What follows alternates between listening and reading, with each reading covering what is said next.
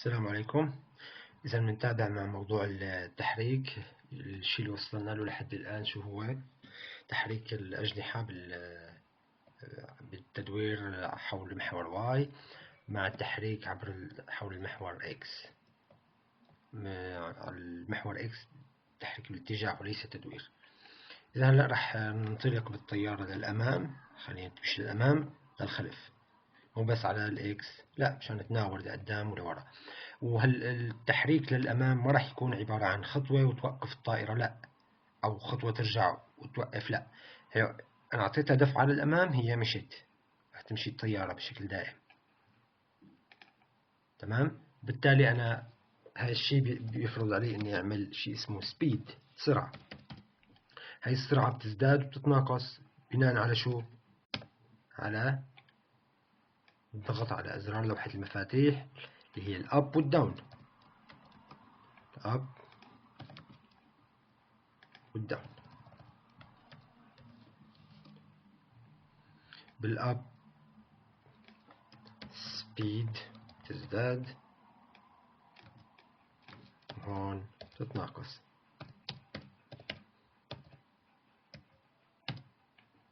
وهون راح اقول البلين البوزيشن لإلى على الواي يساوي البلين بوزيشن لإلى على الواي زائد السبيد.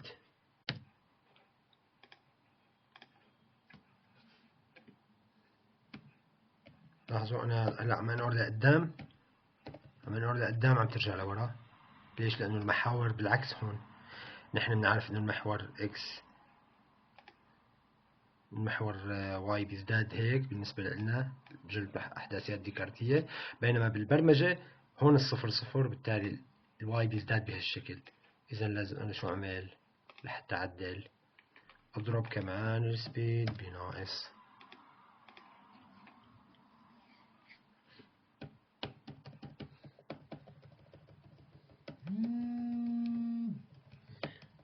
تمام، كويس. إذا هلا وبعدين السبيد لأنها بدها تضل تزداد.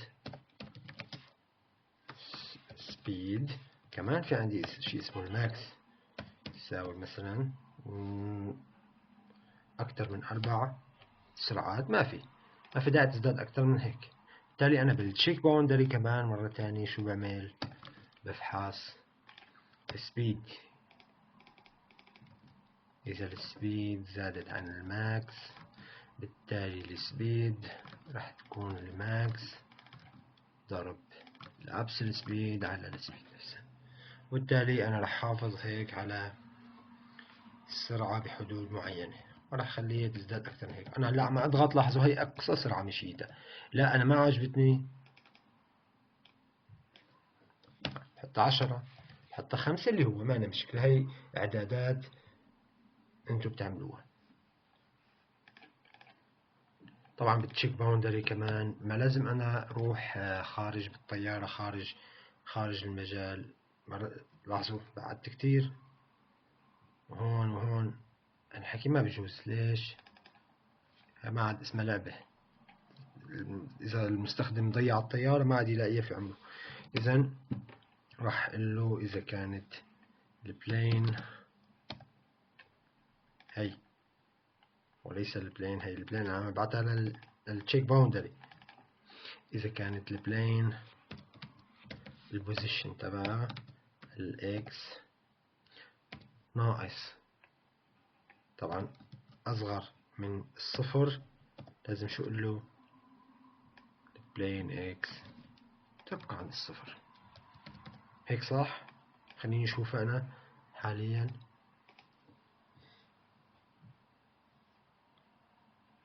راح مشي الطيارة. لاحظوا الصفر بالكائنات ال2D اللي بنعرفها نحن، هون هي الزاوية هي الصفر، صفر إكس صفر واي. بينما بال3D الصفر هو المنتصف، الإكس والواي، الصفر هون. وبالتالي أنا لازم أقول له إذا كان position x ناقص البلين width على 2 أصغر من الصفر. لا حط لي إياها شو width على 2.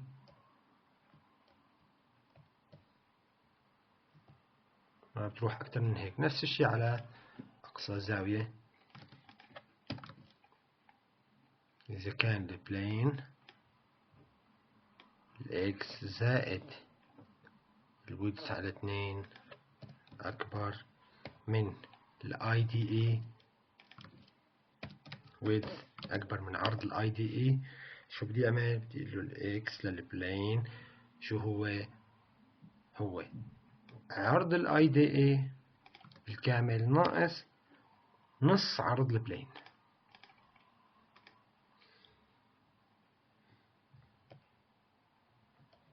لازم ما عاد تروح أكتر من هيك.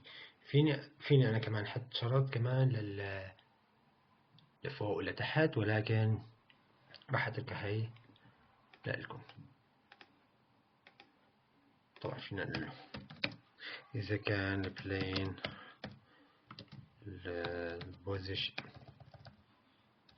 البوزيشن y، إذا كان البلين بوزيشن y ناقص البلين هاي على 2 أصغر من الصفر، شو البلين الواي تساوي الهاي على 2. هي بالنسبة للفوق. لازم السرعة بطيئة، كان فيني أنا أزيد أكتر من هيك. لازم أكتر من هيك ما بتطلع الطيارة. هي الماكس تبعها. نفس الشي بالنسبة للأسفل. الواي زائد هاي على 2 إذا كان أكبر الاي دي اي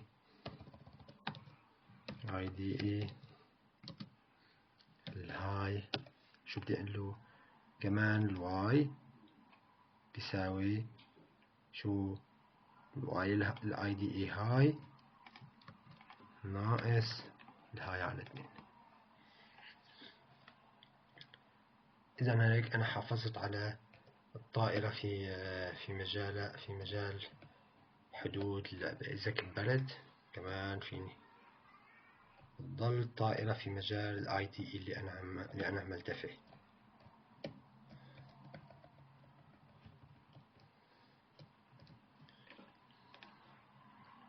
تمام، الأمور جيدة لحد الآن.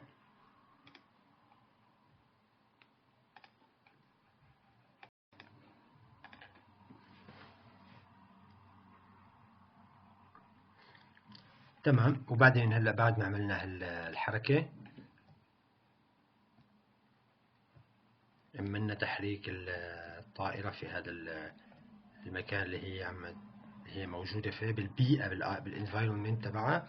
هلا بدي اضيف كمان واقع زيادة في اللعبة، خليها شوي نوعا ما فيها ديناميكية أكثر، تفاعل أكثر مع المستخدم، واقعية أكثر بالنسبة للمستخدم. كيف راح أضيف كائنات نجوم مثلا، مثل النجوم، لحتى يحس المستخدم اللاعب انه فعلا هو بالفضاء. هو ما بالفضاء، بس هو فعلا وكأنه بالفضاء. راح اعمل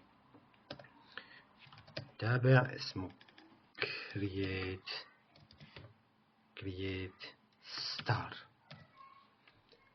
هالستار راح تكون وين؟ في الاي دي اي، وتابعة لمين؟ للفورم.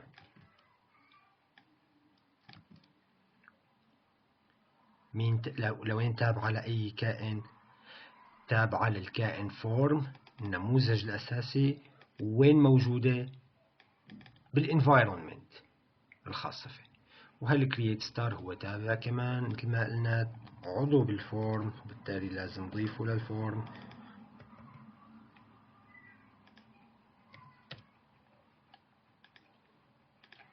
وأنا راح استدعي لهذا التابع اللي اسمه create star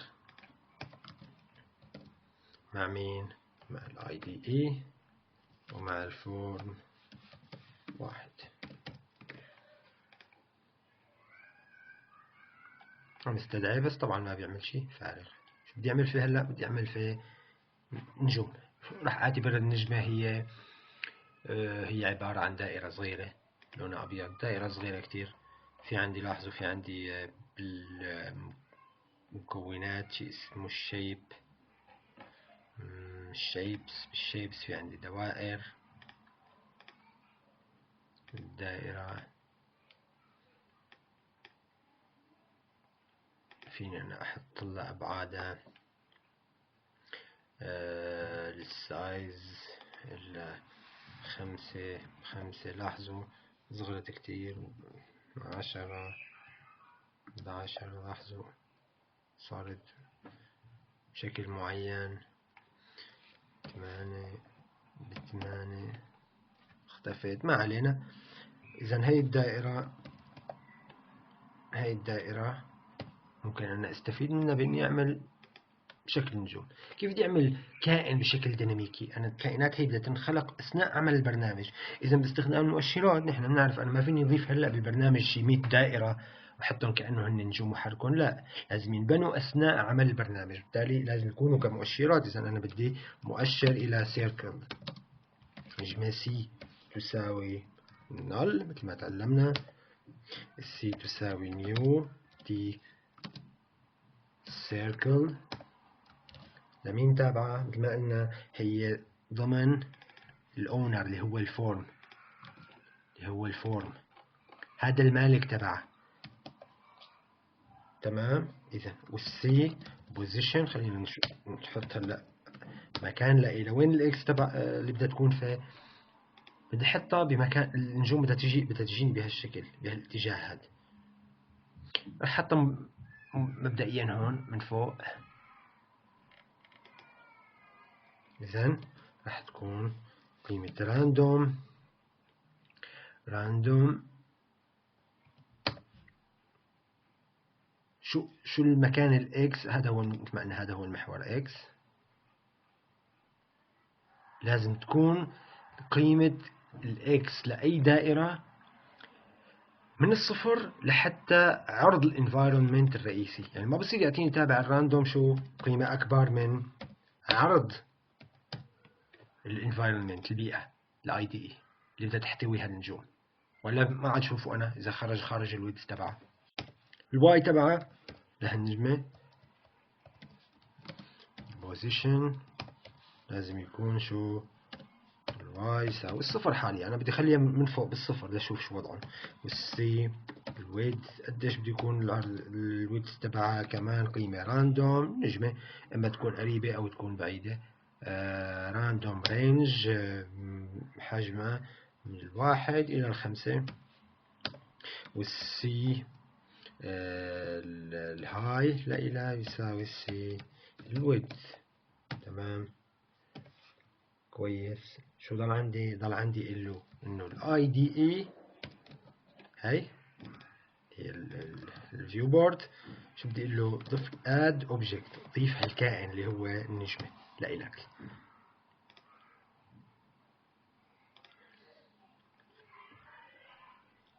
لاحظوا النجوم بلشت تطلع من فوق. تمام، بلشت تطلع نجوم من فوق. جيد. بدي حركه، بدي خليها النجوم مثل ما هي؟ لا، لازم حركه. كيف بدي حركه؟ راح اعمل تابع اسمه move object. وهذا الكائن اللي هو move object راح مرر له 3 شغلات.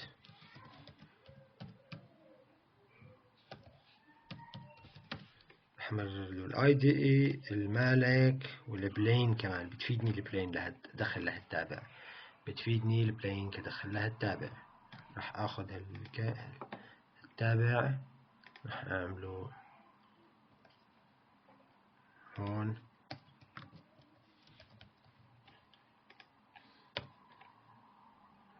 نحط له ترويسة إنه عضو بالفورم.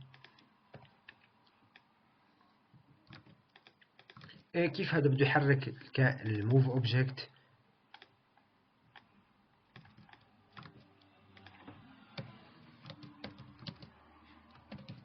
كيف بده يحرك الموف اوبجكت هي الكائنات؟ شغال، امور تمام، ما في مشكلة. عم استدعي للتابع، هذا التابع ما عم يعمل شيء لسه. كيف بده يحرك الكائنات؟ تابع موف اوبجكت ضمن هي الاي دي اي. او كيف بدي اعرف الكائنات اصلا الموجودة اللي هي النجوم الموجودة بالاي دي اي؟ ببساطة فور انتجر i يساوي من الصفر إلى الاي أصغر من الاي دي اي. كيف أنا بدي أعرف المكونات اللي أنا عملت لهم آد للكائنات ضمن اللي هن نجوم إلى الاي دي اي؟ كيف بدي أعرف مين هن هالكائنات؟ كيف بدي أوصل لهم؟ في عندي خاصية اي دي اي كنترولز كاونت.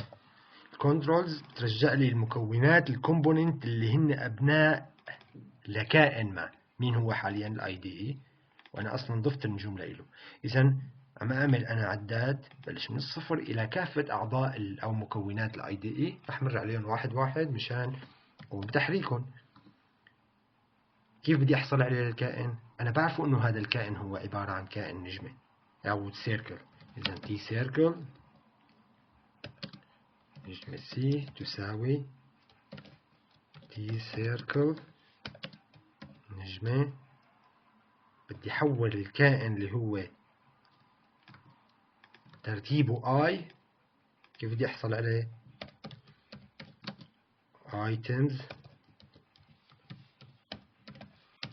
بدي احوله ل circle واحطه بالسي. ما في خطأ، تمام. وبعد ما حطيته بالكائن سي صار السي هو العنصر رقم I من الاي دي اي اللي هو circle اصلا. شو بقول له؟ position y يساوي السي position y زائد 10.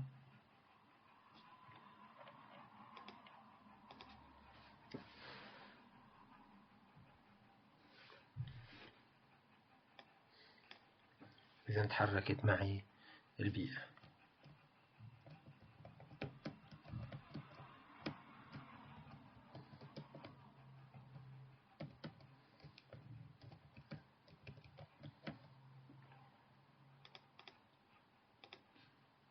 تمام لحد هون